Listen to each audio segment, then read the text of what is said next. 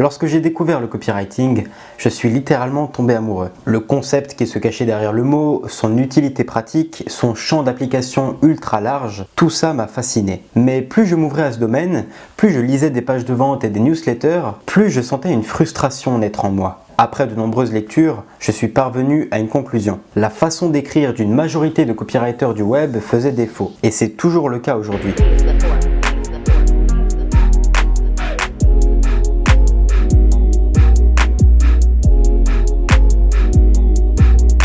L'univers du copywriting est un vrai champ de bataille. La concurrence y est rude, les hacks et les nouvelles techniques circulent à foison, et les vendeurs de rêves sont aussi courants et dangereux que les mines. Salut à toi, jeune entrepreneur.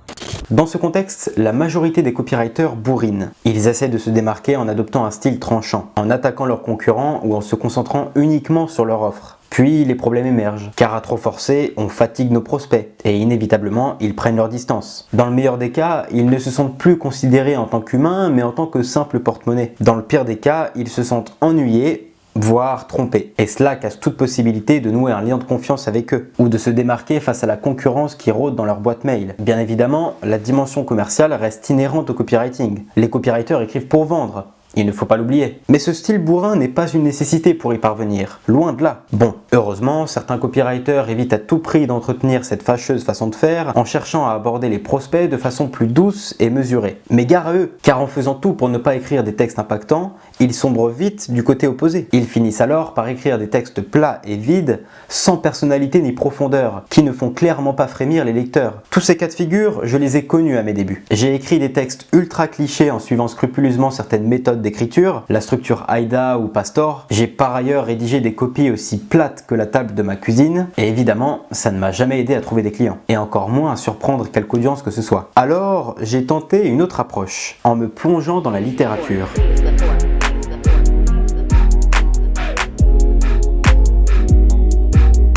Mais qu'est-ce qui te prend à vouloir mêler copywriting et littérature? C'est vrai, le monde de la littérature et celui du copywriting sont, de prime abord, assez éloignés. Mais à bien y réfléchir, la culture littéraire est une arme parfaite pour le copywriter en quête d'amélioration. La littérature, c'est un puits de savoir infini avec des millions d'histoires, de styles, d'univers, de figures de style, de réflexions intéressantes. Des millions d'auteurs ont marqué des centaines de générations, inspiré des milliards de personnes, généré du cash à n'en plus finir. J.K. Rowling et sa saga Harry Potter, c'est plusieurs dizaines de milliards de dollars générés. Le terme guerre froide qu'on utilise tous, c'est une expression tirée d'un récit de George Orwell. Le Petit Prince de Saint-Exupéry, c'est plus de 150 millions de livres vendus et traduits en 220 langues. Comme quoi, sans même rentrer dans les ressources et les enseignements à tirer de la littérature, on se rend déjà compte de la mine d'or qu'elle représente. Bon, c'est bien beau tout ça, mais qu'est-ce que le copywriter peut trouver dans la littérature pour s'améliorer? Avant de répondre à cette question, je veux que vous compreniez bien mon propos. Alors, je vais vous exposer les raisons principales qui font de la littérature un objet d'intérêt tout particulier pour nous autres copywriters. La démarche des littéraires. La raison d'être de l'écrivain n'est pas de vendre ni de promouvoir quoi que ce soit.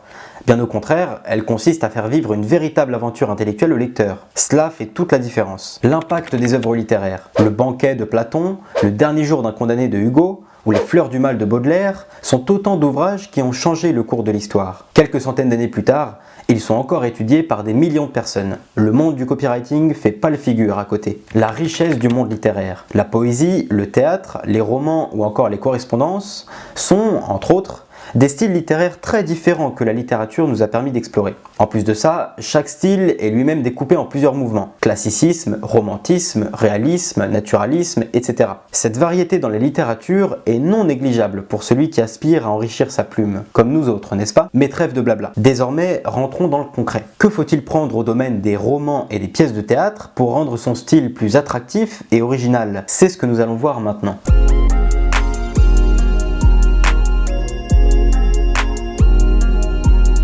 Soyons bien d'accord, quand on fait du copywriting, il ne faut pas perdre de vue la raison d'être de notre activité. Nous écrivons avant tout pour vendre, promouvoir ou convertir. C'est quand même pour ça que nous nous sommes formés. Pour autant, je pense qu'il peut être intéressant pour chaque copywriter de se pencher sur la démarche du littéraire. Démarche qui, je le rappelle, consiste à réveiller des émotions profondes, offrir de nouvelles perspectives sur différents sujets et faire vivre des expériences fortes au lecteur. Pourquoi? Cela rajoutera une profondeur à chacun de nos textes qui en rendra la lecture beaucoup plus appréciable. Et ça, c'est bon pour nos affaires. En plus de cela, il me semble judicieux d'explorer la dimension artistique propre à la littérature. De quoi je parle concrètement? Des rimes, des assonances, des métaphores, des hyperboles, de la forme poétique, des anaphores, des dialogues et tant d'autres. D'une, parce que cela rendra vos textes bien plus vivants et sympathiques à lire, et de deux, car c'est un superbe moyen de se démarquer face à la concurrence. Entre nous, vous connaissez quelqu'un qui parle en vers et qui fait des rimes dans sa newsletter? Attention toutefois, toutes les techniques et idées que je vous présente ici sont à utiliser avec modération. Comme toute technique d'écriture, il s'agit de ne pas en abuser et de savoir bien les doser pour rendre leur effet magistral. Parenthèse faite, poursuivons. Dans cette logique, je remarque un fait récurrent chez de nombreux écrivains. Ils travaillent à surprendre leurs lecteurs. L'idée étant de jouer avec différents rythmes, en instaurer un que l'on casse ensuite, repartir sur un nouveau rythme et le briser à nouveau. Stephen King par exemple maîtrise ça à merveille dans ses romans et ses nouvelles. Permettez-vous aussi de créer votre propre univers. Un univers avec des termes spécifiques, une ambiance particulière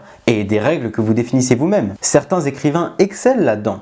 Et c'est ainsi que plusieurs de leurs œuvres sont devenues absolument mémorables. L'ouvrage 1984 de George Orwell en est un bon exemple. Enfin, je vous invite grandement à tenter de repérer des structures dans les livres que vous lisez. Quand je vous parle de structure, cela peut être la façon dont est construite l'histoire dans son entièreté, ou plus simplement, la façon dont est construit un court passage. Bien souvent, les écrivains ont le don de nous épater en utilisant des structures peu communes, et tout à fait adaptées à réveiller certaines émotions chez nous autres lecteurs. Bon. À ce stade, je pense que vous avez déjà pas mal de matière pour enrichir vos productions. Mais je sens venir la question suivante. Blas, c'est super, mais concrètement, comment on applique tout ça au copywriting? Et vous avez bien raison de la poser. Puisque vous êtes resté jusqu'ici, j'ai peut-être quelques pistes de réflexion à vous donner.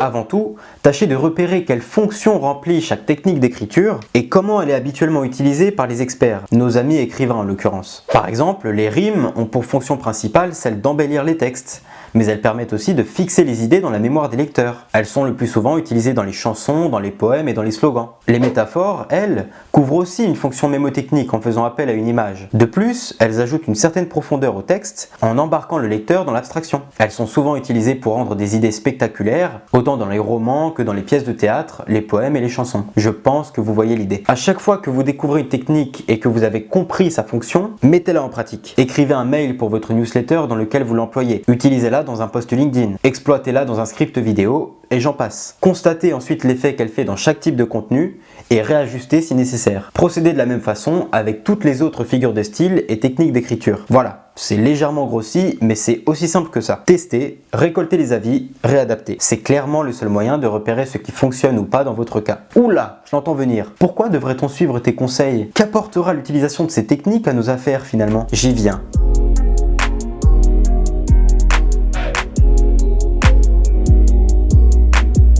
Comme dit précédemment, cette approche du copywriting est un bon moyen de sortir de la masse. En effet, en enrichissant sa plume de techniques littéraires, on développe un style singulier. Et en développant un style singulier, on attire plus facilement l'attention. Mieux, je dirais même que cela augmente vos chances de fidéliser, autant vos lecteurs que vos clients. Puisqu'alors vous avez ce que vos concurrents n'ont pas, un style, une personnalité tout à fait singulière à l'écrit. De cette façon, plus personne ne peut piquer votre place, puisque vous êtes le seul à avoir le style que vous avez. Par la même occasion, vous rendez vos textes plus fluides, plus profond, plus intéressant, ce qui plaît au lecteur et fera parler même, dans le bon sens. On peut même imaginer sans trop se mouiller que par le simple fait que vos textes détonnent dans le paysage, vous deveniez une référence dans votre domaine. In fine, tout cela vous apportera trois choses. Une crédibilité et une image inimitables, la possibilité d'augmenter vos prix et des retours très positifs de vos lecteurs, clients et prospects. À vous de garnir la liste.